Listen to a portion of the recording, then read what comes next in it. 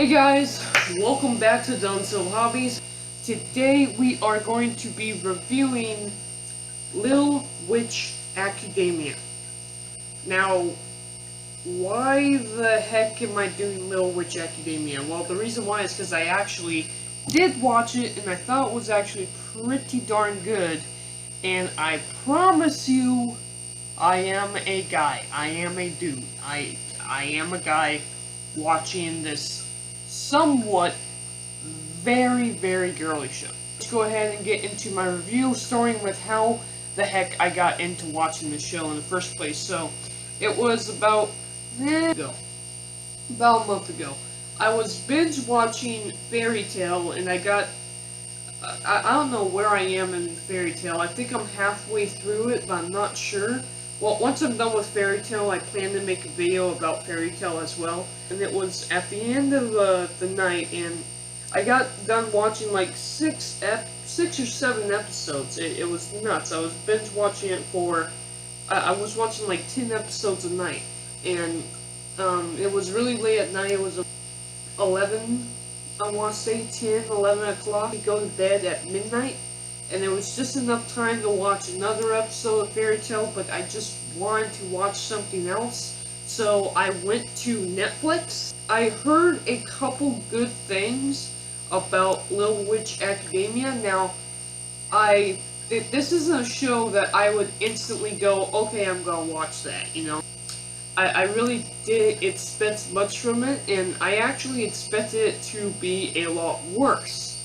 But in fact, I was actually very surprised at how much I not only enjoyed about it, but how much I actually ended up watching the first night. I thought I was just gonna watch one episode, see how it is, and that night I ended up staying up till around 2 o'clock in the morning watching Little Witch Academia because I actually really did end up liking the show. And, you know, if you're like me, if you're watching something incredibly in-depth, really serious, like something like Fairy Tail isn't like that all the time, but when you're going through a normal anime, a very serious anime with a very serious arc, and you just need a break, like if you're watching something like Naruto or, my god, Attack on Titan, everything on Attack on Titan is just so serious and stuff like that, with twists and turns that you never know what to expect with Attack on Titan, and you watch that kind of stuff, and when you just need a break, a good show to watch would definitely be Little Witch Academia, because let me tell you, now, Little Witch Academia really is, and this is the best way to put it, but let me make this clear. This isn't me ragging on the show. I actually really like the show. The best way to put it is it's probably your most generic, good feeling show that you're ever gonna watch. There's really no twists and turns or surprises. I mean, there might have been 2 or 3 good surprises in the show, but typically with a show like this, you're never going to be like, oh my god, how amazing was that? You know, it's not that type of show. And considering that this is in fact a Netflix series, like, you know, when it comes to Netflix, nothing against Netflix. Netflix usually does do really good series, but some of the Netflix, especially in the animation department, none of the Netflix series are really good. The animation in this show was actually the best animation I've seen coming from a Netflix TV show. Now, I'm not going to say that this animation was Dragon Ball amazing animation, no. But it was really decent animation, and I really did enjoy it. You know, another thing that I really just enjoyed from it was the visuals from it. It's very pleasing to the eye. The fact is, when you're watching something like, I don't know, Naruto or, you know, all of these other shows, you kind of, that they're always super colorful and everything, and you know the darker moments are always drawn in darker, darker colors and all that. That's an anime given. Same thing with this, but you know what? Just because of how much the colors popped, and they really did, but it wasn't. They weren't so bright that it made me go, oh my god, I can't watch this, because my eyes would pop out of my head or something like that. No, the colors were very bright, but they weren't over the top. And I really enjoyed the colors, and especially they were bright enough to where when they did do the darker scenes, it was immediately it immediately caught my eye and everything like that. So I really enjoyed the visuals in this. I really enjoyed the animation, I really enjoyed the visuals.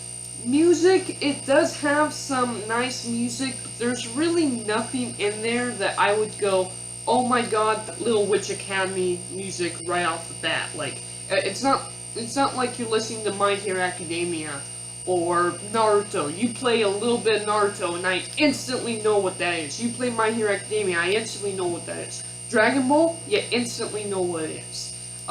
With this show, except for maybe the main track, and even with the main track, you wouldn't instantly go, oh my god, this is Little Witch Academy. The music is nice, it is decent. Like, this entire show is just decent. It's a very generic, decent show. Now, talking about the characters are as generic as you could possibly get.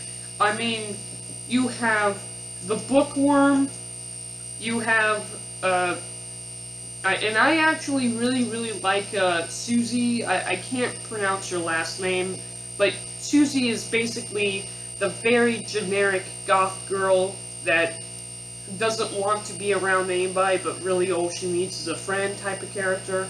She's a very generic character. And also the main character, which I don't think I can pronounce her name right, even though I've heard it a million times. Atsuki Kagira? I'm thinking that's how it is. Atsuki Kagira. I'm telling you, you want a generic, happy-go-lucky, good-feel character, then look no further than Atsuki. Now, that's not me ragging on the character at all. Like, she is a typical girl. She does have her nice, good moments, or bad moments, up like that. She's a typical girl, but that's what I mean. She's a generic, typical girl. And I actually really enjoyed it because of that. This is a very generic show. In fact, the story itself is very generic. And you know what? The only character that my absolute favorite character of the show was, without a doubt, Diana Cavendish is her name, and I'll show you a picture of her.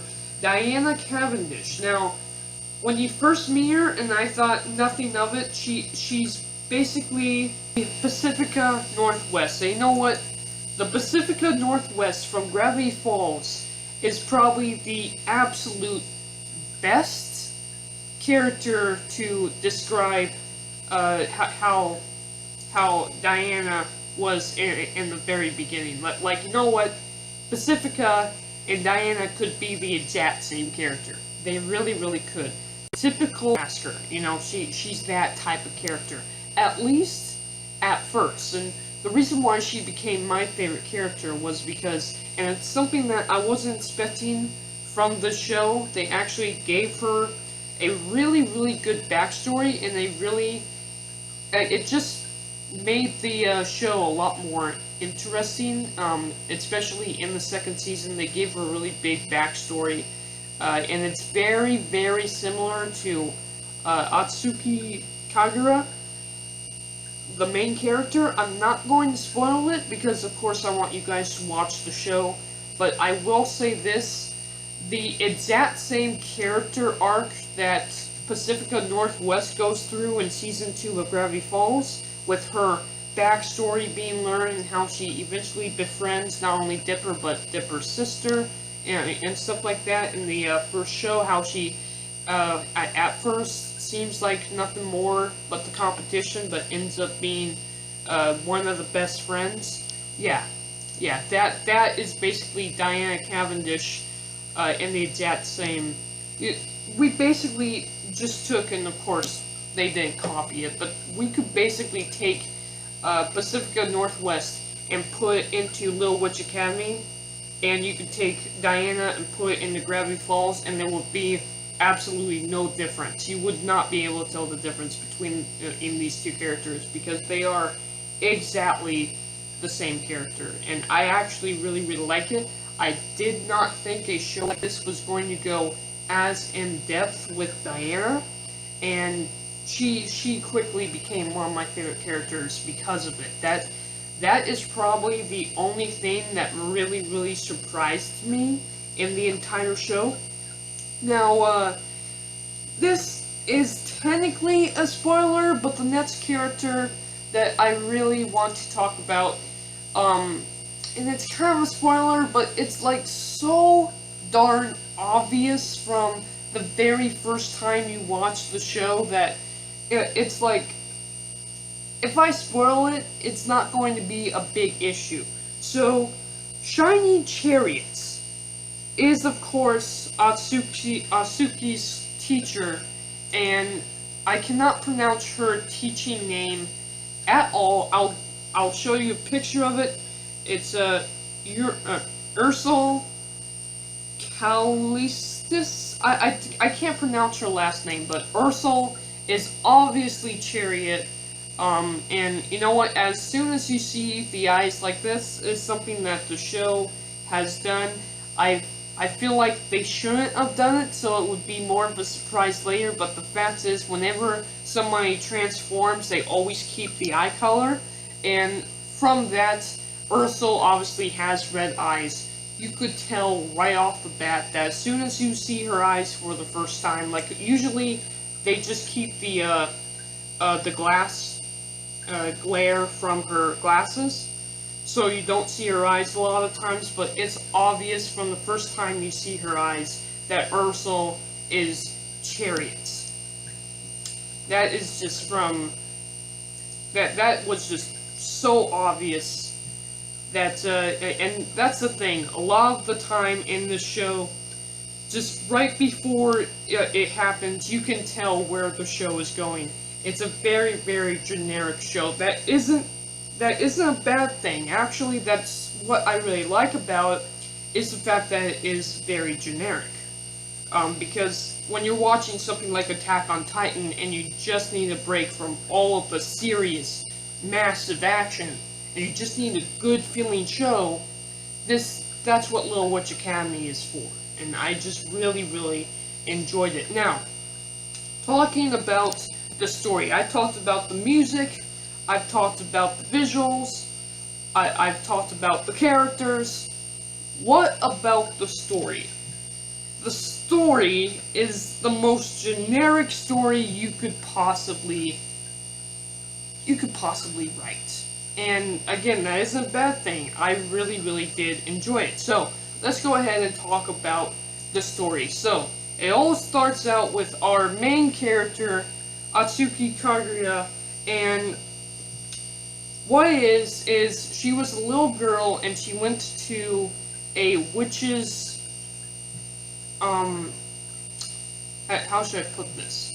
She went to a witch's show, which Chariot was the witch. So she saw Chariot as a little girl, and all she wanted to do was she wanted to be a witch. Now, she doesn't come from a magical family. She is just an absolute normal girl for the most part, and all she wants to do is become a witch. It's that basic story of wanting to become something you think you can never, that most people think you can never become. So she goes to Chariot's school, apparently the exact same school that Chariot went to. She goes there to become a witch. She makes friends with, of course, Susie and the Bookworm. Very basic common characters. Also, she eventually makes enemies, but eventually turns into friends with Diana, of course.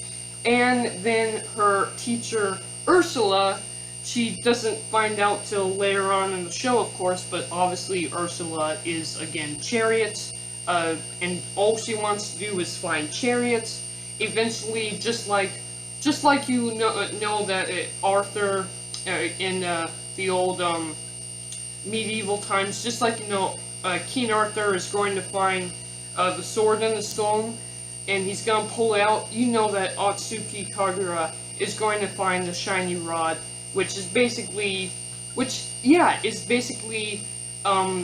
Little Witch Academia's version of the Sword in the Stone. It's all this special, really cool wand. I really like the design of the wand, but other than that, it's your very basic story.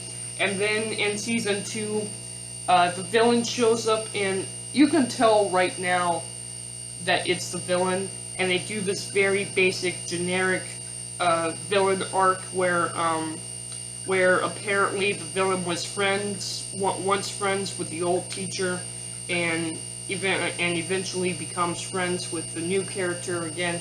It's this very basic, generic arc for the villain, and it's not that I didn't like it.